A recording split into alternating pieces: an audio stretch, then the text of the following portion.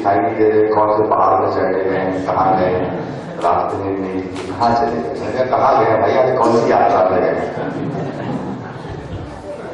देखो मैं तो बिल्कुल बैठा हूँ, ऐसा लग रहा है सो के उठ के चला रहा हूँ। तो मैंने कहा दिख नहीं रहे आज कहाँ गए, कौन सी यात्रा में, कहाँ पहाड़ों पर चढ़ रहे हैं, कहाँ पहाड़ों से नीचे उतर रहे हैं। लगता है अगली बार मैं अगर कहूँगा यात्रा है तो शिष्य कहेंगे 3000 रुपये अभी दे दो और 1100 रुपये डोली के भी दे दो, आप चले जाओ।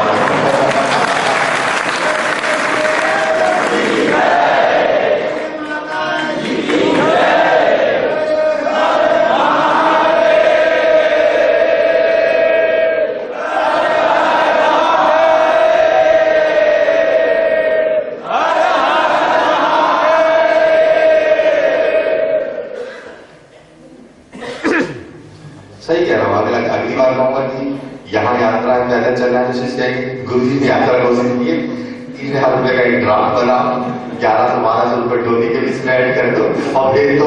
अब ले जाएंगे उनके साथ यात्रा, पता नहीं कहाँ चढ़ाएंगे, कहाँ ले जाएंगे, कहाँ उतारेंगे। ऐसा तो नहीं करोगे तुम लोग?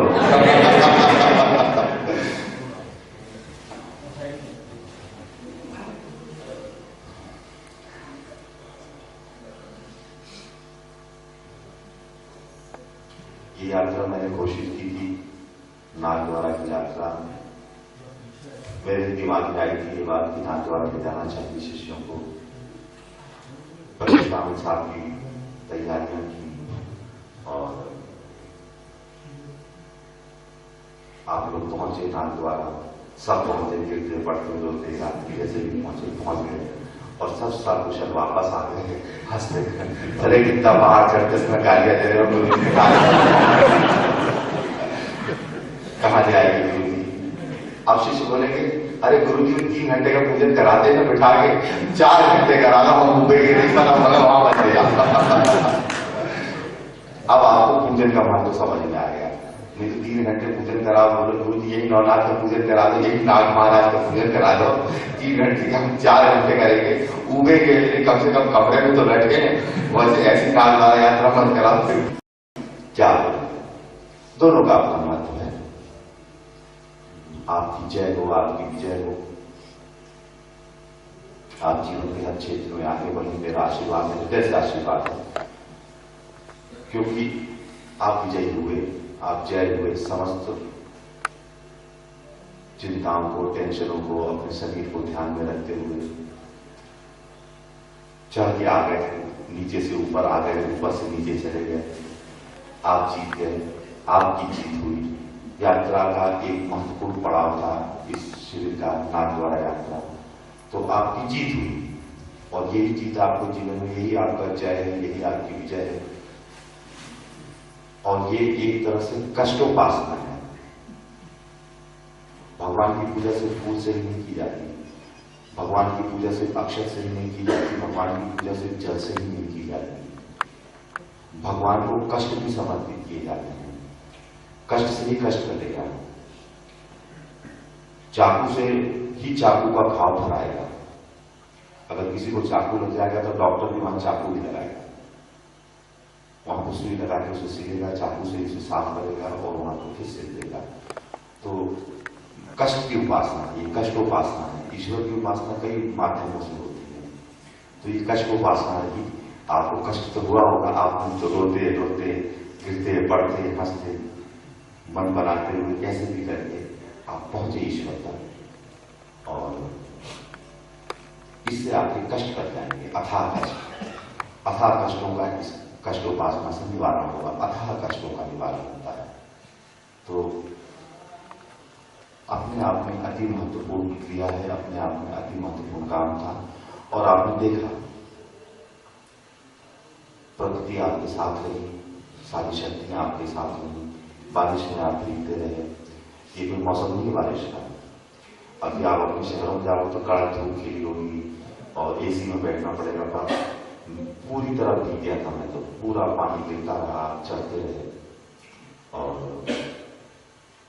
कहीं धूप ज्यादा नहीं लग पाई आपको, रास्ते में भीड़ भाड़ नहीं थी, कोई दिक्कत नहीं थी और आप पूर्ण सफलता के साथ यात्रा को संपन्न कर सके और नाथ द्वार पहुंच सके।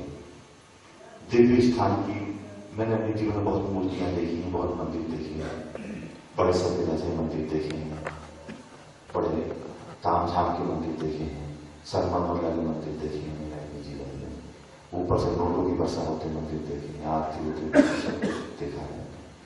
पर जो दिव्य मूर्तियां यहाँ भी थी, जिस समय मैं नवनाथों को तिलक कर रहा था, नवनाथों का कपूर करा रहा था, तो मुझे ऐसी अनुभूति कम होती है। मैं बहुत दिनों से बहुत ज्यादा मूर्ति पूजक नहीं हूँ, आंतरिक पूजक हूँ, तो मुझे ऐसा लग रहा था कि ये साक्षात बैठे हुए हैं, ये अनुभूति कम होती है। जीवन में कई जगह महाकाल बगलामुखी और 2-4 जगह को छोड़ के, नर्मदा 2-4 जगह को छोड़ के मुझे ये अनुभूति कहीं नहीं मिली। तो ऐसा लग रहा था ये नवनाथ बैठे हुए हैं, बिल्कुल आंखों से देख रहे हैं और बिल्कुल ग्रहण कर रहे हैं। यही ऊपर नाथ जी के मंदिर में भी जब पूजा कर रहा था तो ऐसा लगा साक्षात विराजमान, मूर्ति नहीं है यहाँ पे। उनकी दिव्यता, उनकी चैतन्यता को पूरी तरह से मैंने देखा।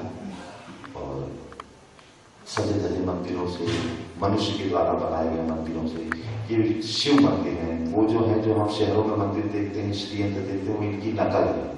इसको किसी मनुष्य ने 6 हथौड़ों से नहीं गढ़ा है, पर आपको पूरा मंदिर का आकार दिखाई देगा, पूरी चीजें दिखाई देंगी। और आपने देखा वहां कोई पुजारी भी नहीं था, वहां कोई पुजारी भी नहीं रहते ऐसे मंदिरों में। ये वो पूजा भी खुद ही करवा लेते हैं। और एक आदमी ही नाथ मंदिर में प्रवेश कर सकता है, दूसरा नहीं कर सकता। ये दिव्य यात्रा है, दिव्य स्थानों की यात्रा है। और महाविद्या साधक परिवार में को चलाने वाले दिव्य गुरु, दिव्य शक्तियां हमेशा साथ रही हैं। और पूरे रास्ते मैंने अनुभूत किया। ये आपके बस की बात नहीं थी, ये आपके बस की बात नहीं थी। इसमें से 99% शिष्यों के बस की बात नहीं थी कि वो नाथ द्वारा जाते। अगर उनको कोई 3000 रुपए भी देता तो भी नहीं जाते हो। तो नहीं जा पाते नाथ द्वारा। और फिर भी वो नाथ द्वारा गए और खींच के ले गया गुरु। छापा था, जो कहा था वो किया गया। अगर तो पड़ाव आपने देखे, नर्मदा के किनारे भी आपने नीचे का तर्पण किया। और इसके बाद यहाँ पर भी आपने पूरी यात्रा की। और ये जब मैं होटल पहुंचा तो बड़े आश्चर्य में थे सब लोग। वहां बोले कि आप इतनी जल्दी कैसे आ गए। मैं बताऊं 1:15 पर मैं बाहर बैठा हुआ था और मुझे यहाँ से गाड़ी बुलानी पड़ी। तो इन लोगों ने गाड़ी नहीं दी। बोले इतनी जल्दी संभव भी नहीं है कि 8 बजे इन्होंने यात्रा शुरू की और 1:15 पर ये यात्रा करके, मिल के, पूजन करा के, भजन करा के, सब कुछ करा के 1:15 पर ये आ गए। वो कहते हमें तो उम्मीद थी आप 6 से पहले लौटोगे ही नहीं, पर आप पहले आ गए। और नाथ द्वारा की यात्रा का ये इतिहास है। इतिहास में लिखा जाएगा कि इतनी जल्दी साधक लौट पाना संभव नहीं। इतनी जल्दी वहां से लौट, कुछ न कुछ बाधा आ जाती है, कुछ न कुछ दिक्कत आ जाती है।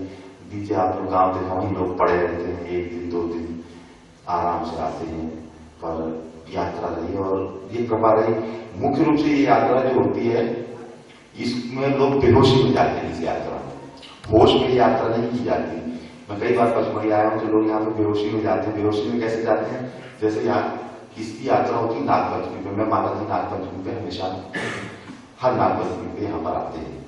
तो नाग पंचमी से पहले 8 दिन पहले यहाँ की यात्रा शुरू होती है। तो क्या होता है, ये पचमढ़ी का जहाँ से वो आपकी गाड़ी में बैठे हो, वहां से मटका गाँव वाले बैठे रहते हैं। कच्ची महुए की शराब लेके बैठे रहते हैं। 2-2 रुपए में एक गिलास, 1-3 देते हैं, 5-5 रुपए। तो यहाँ की यात्रा में 100%, 99.9 100% वो थोड़ी दूर चलते हैं, फिर महुआ पी लेते हैं, फिर बेहोशी में चलते हैं, फिर होश आता है, गिर जाते हैं कहीं पे, फिर उठते हैं, फिर थोड़ी महुआ पी लेते हैं, फिर लुढ़क जाते हैं, फिर गिर गया तो भी चोट लगी। तो शराब, ये पूरी यात्रा शराब पे होती है। यहाँ का नियम है, ये कोई कल्चर है, उसमें बुराई की महुए की होती। कोई वो इंग्लिश वाले नहीं पीते हैं, महुआ पीते हैं यहाँ के लोग।